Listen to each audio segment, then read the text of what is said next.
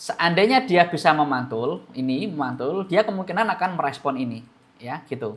Turun ya dia bisa menguji ini, ya. Kalau misalkan turun, misalkan jebol ya dia akan menguji ini, ya. Sebelum dia jebol ke bawah. Berapa area M15, kondisinya lagi downtrend. Ini hanya untuk TP-TP kecil biasanya kalau saya.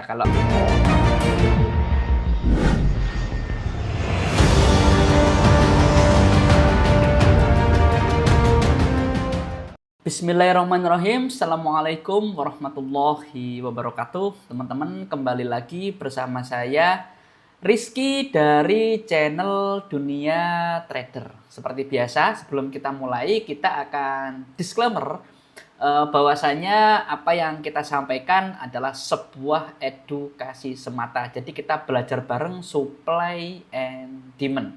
Jadi nanti ketika ada plan yang cukup menarik, itu bukan sebuah signal atau rekomendasi apapun. Itu murni sudut pandang saya pribadi dalam melihat market. Jadi teman-teman wajib untuk analisa ulang, wajib sesuaikan dengan plan dan money manajemennya masing-masing. Karena nggak ada jaminan apapun dari saya, dan resiko adalah di tangan teman-teman masing-masing gitu ya. Jadi teman-teman wajib bijaksana dalam memutuskan apapun itu, dan wajib baca disclaimer yang ada di running text ataupun yang ada di kolom deskripsi.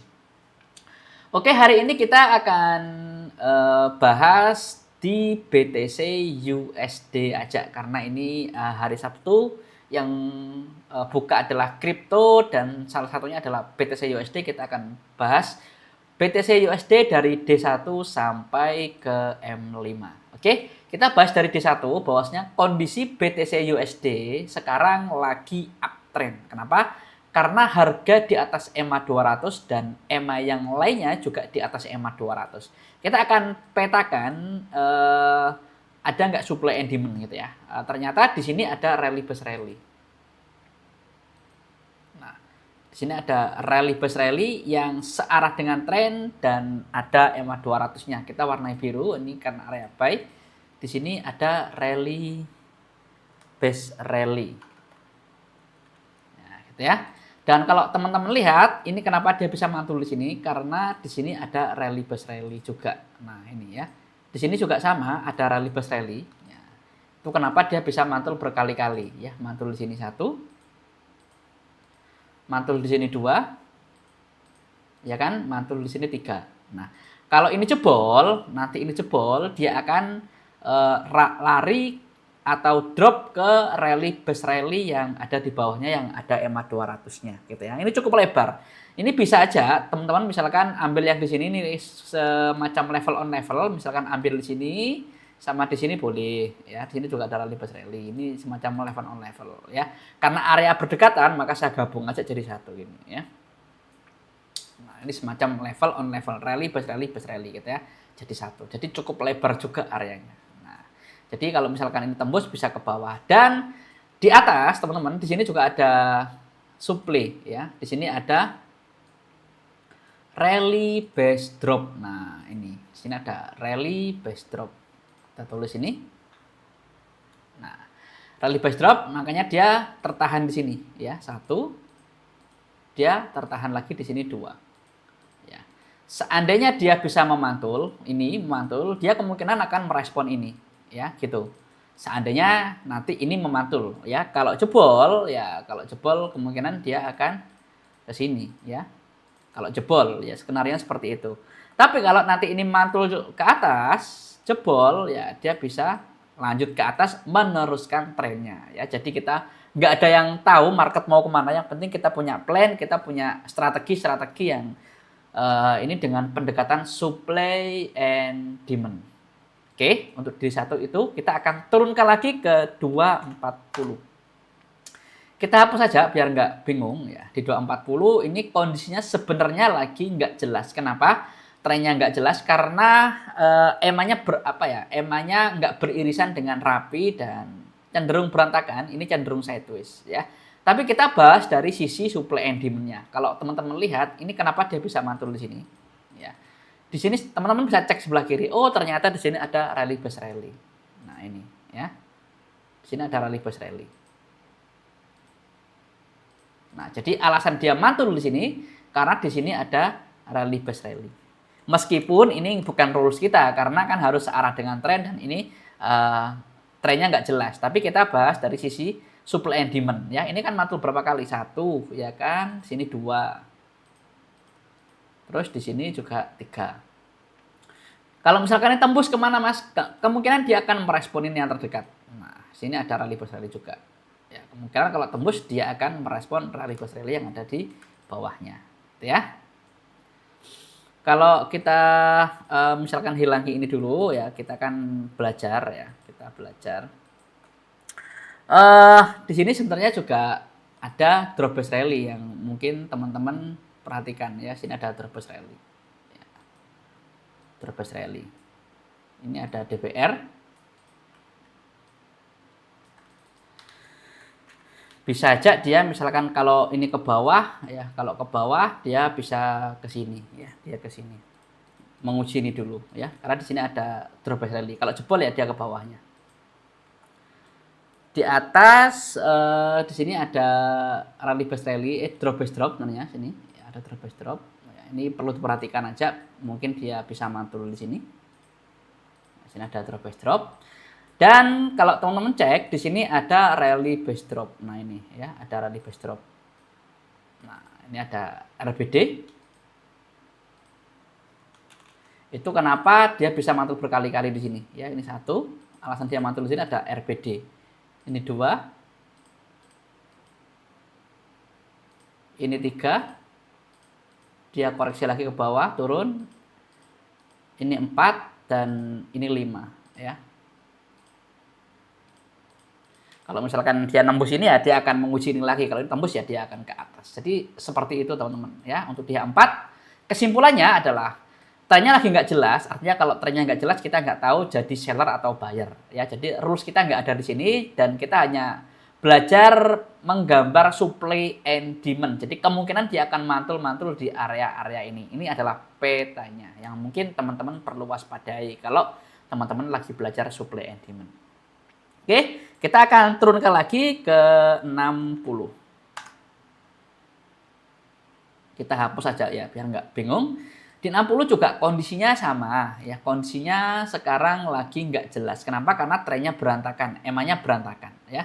Cuman di sini ada drop base drop yang teman-teman perhatikan ya. Ini kenapa dia bisa mantul di sini? Karena ada drop base drop. Apakah nggak bisa jebol ya? Bisa aja, tapi kan perlu diwaspadai aja ya. Di sini ada drop base drop ya. Di sini ada drop base rally yang teman-teman biasanya sih mantul, dikit-dikit mantul ya. Jadi teman-teman nggak heran, loh kenapa kok dia bisa mantul di sini? Karena ya ada supply and demand gitu ya. Dan di sini ada rally base drop ini ya. Kenapa harga bisa mantul di situ? Di sini ada rally base drop. Itu kenapa harga bisa mantul di sini, ya kan? Mantul di sini. Karena ada rally base drop. Ya. Kesimpulannya adalah di BTC USD secara tren nggak jelas, artinya kita nggak tahu ingin jadi seller atau ingin jadi buyer. Jadi biasanya saya nggak ngapa-ngapain di yang kondisi yang seperti ini. Cuman kita petakan aja di sini ada supply and demand, gitu ya. Kita akan turunkan lagi ke M30. Oke. Di M30 ini kondisinya sekarang lagi downtrend sebenarnya. Karena harga di bawah EMA 200 dan EMA yang lainnya juga di bawah EMA 200. Ini yang udah mulai ke berbau scalping ya, kecil-kecil areanya. Supply and demand-nya juga areanya juga kecil-kecil ya. Di sini ada drop base drop. Nah, drop base drop. Nah, itu kenapa dia bisa mantul di sini. Ya, alasan dia mantul di sini ada drop base drop. Alasan dia mantul di sini ada drop base drop. Nah, gitu ya. Dan di atasnya juga lagi ada drop base drop. Nah, ini masih valid juga ya. Sini ada drop base drop juga. Ini warnanya kita warna gini biar aneh ya. Sini juga ada drop base drop. Kalau dia nanti tembus ini dia akan menguji ini. Kalau ini tembus ya dia akan ke atas ya. Dan kalau teman-teman lihat, nah di sini ada rally base drop. Nah ini ya, sudah ada rally base drop. Kalau nanti ke bawah dia akan menguji ini dulu sebelum dia tembus atau dia bisa mantul bisa tembus. Di sini ada rally base drop. Nah, di sini ada rally base drop ya. Kalau dia misalkan ke bawah ya dia bisa menguji ini juga ya, ini juga ada rally base drop juga sama ya. Nah, itu kenapa dia bisa mantul di sini. Ya. Kemungkinan kalau dia turun ya dia bisa menguji ini ya. Kalau misalkan turun, misalkan jebol ya dia akan menguji ini ya. Sebelum dia jebol ke bawah ya. Gitu. Untuk di BTC USD M30. Kita akan turunkan lagi ke M15. M15 ini cenderung sama areanya ya, cenderung sama, cuman kalau M15 ini udah nggak valid ya, ini udah nggak valid karena EMA-nya udah nyebrang ya, EMA-nya udah nyebrang, jadi areanya masih sama. Ini ada drop base drop teman-teman, dan di bawah ini ada rally base drop yang tadi kita bahas, tapi ini bisa kita perkecil lagi ya, kita perkecil seperti ini. Kalau di M15 ini juga bisa diperkecil, oh ini sama aja nggak apa-apa sini. Dan di sini juga sebenarnya ada penahan juga. Di sini ada rally base drop ya, yang memungkinkan untuk mantul. Jadi itu ya untuk di beberapa area M15. Kondisinya lagi downtrend. Ini hanya untuk TP-TP kecil biasanya kalau saya. Kalau ada TP-TP kecil ya. Jadi target-target kecil gitu ya. Bukan berarti kita buy di sini ya. Karena kalau downtrend biasanya saya fokus sell gitu ya. Cuman ini buat target-target kecil aja gitu ya. Kalau target maksimal di mana ya? Di area-area ini gitu ya. Untuk di BTC USD M15 itu kita turunkan sekali lagi di M5 ya. Di M5 ini sekarang kondisinya lagi nggak jelas ya. Kenapa? Karena trennya lagi berantakan, EMA-nya lagi berantakan, jadi nggak jelas.